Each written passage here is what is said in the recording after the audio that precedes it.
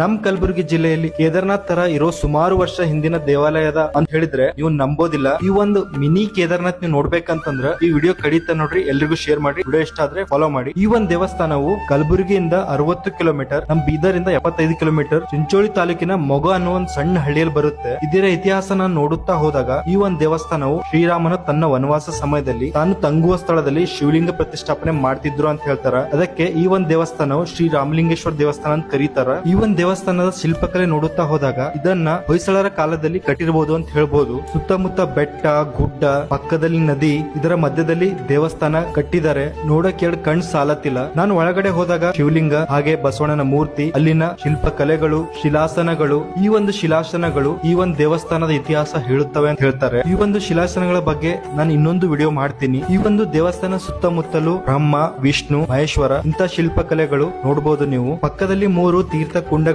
ನೀವು ಫ್ಯಾಮಿಲಿ ಜೊತೆಗೆ ನೀವು ಕೇದಾರ್ನಾಥ್ ಹೋಗಕ್ ಆಗಿಲ್ಲ ಅಂತಂದ್ರೂ ಇಲ್ಲಿ ಬರ್ಬೋದು. ಅದೇ ತರ ಈ ಒಂದು ದೇವಸ್ಥಾನ ಇದೆ. ವಿಡಿಯೋ ಇಷ್ಟ ಆದ್ರೆ ಫಾಲೋ ಮಾಡಿ. ಸಿಗೋಣ.